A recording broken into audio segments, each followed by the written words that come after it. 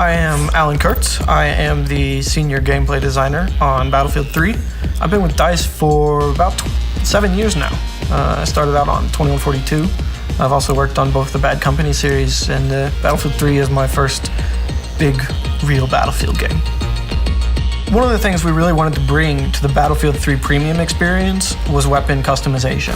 We looked at what was missing from our weapon customization and we said, we want camouflage. We want weapon camos that our premium players can use on the battlefield, show off, show that they're dedicated Battlefield players.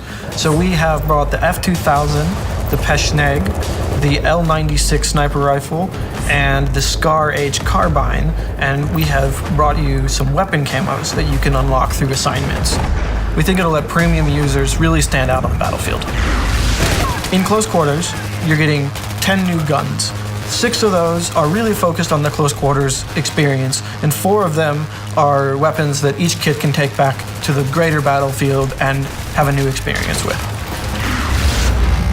So for our assault guy, we brought the AUG A3. It's an Austrian bullpup assault rifle. So you got the clip behind the trigger, which is going to give you a better maneuverability in close quarters. You're going to have better fire from the hip, and you're going to be able to navigate with that weapon and bring it onto target faster than you would with, say, the M416. Similar performance-wise, but that close combat edge is going to give you something to really think about when you have the AUG.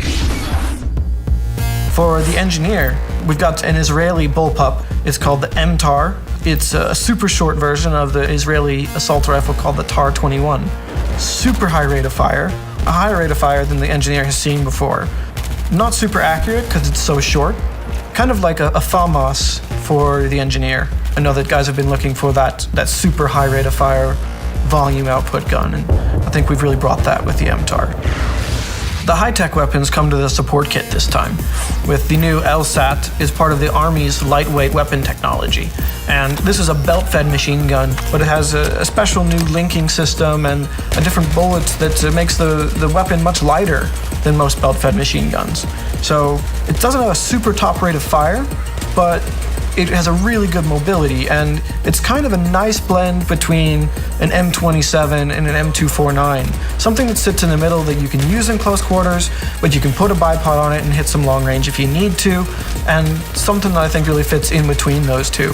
And I think support players will find that gives them an edge in these close quarters in combat. For Recon, we went out and we found the M417. And this is a semi-automatic designated marksman rifle. The 20-round magazine, which is a bigger magazine that's been available, with also the big hard-hitting round from the Mark 11 with the 7.62 NATO round. So you're going to get the power of the 7.62 NATO in a shorter, more controllable package and a bit more mobility. It doesn't have the accuracy that the other semi-auto sniper rifles does, but it's definitely going to give you an option beyond just the SKS in a close quarters environment for playing Recon, for being that team player with your beacon and with your tugs, and giving your players the intel and still being able to compete on a close combat level.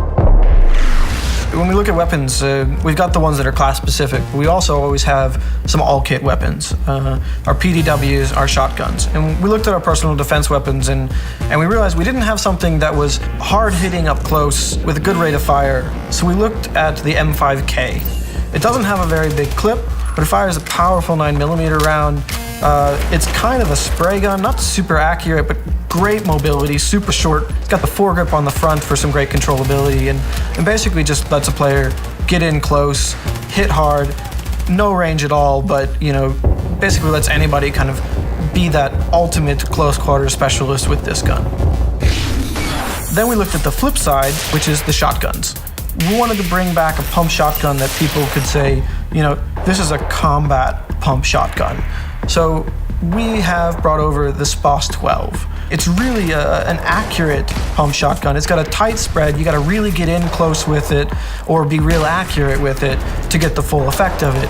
It's a little bit of a blend of the speed of a semi-auto with a nice tight choke on the shotgun. Your pellets are going to land together, and I think we'll find players are going to really enjoy the new aspect of the SPOS 12 when it comes into their close quarters combat.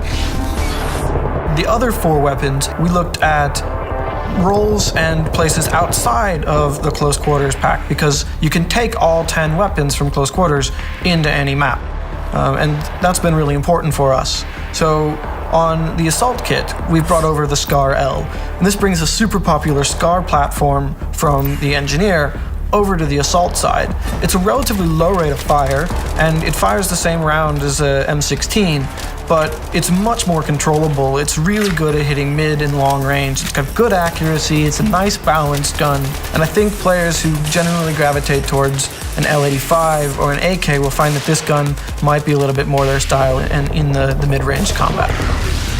For the Engineer, we've got the ACW-R, which is an American assault rifle. It's pretty popular today with the Special Forces, and we've done it up differently here. We're bringing the 6.5mm round, and this is a Special Forces round specifically developed for short-barreled rifles, for getting out there and giving a bit more impact at range than the 5.56 round typically does.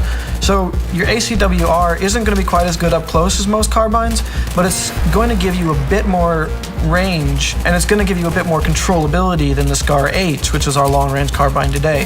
So I think it'll fit into a niche where some players have been complaining that they don't quite have what it takes at distance with a carbine, while giving them a trade-off that still makes it a balanced gun.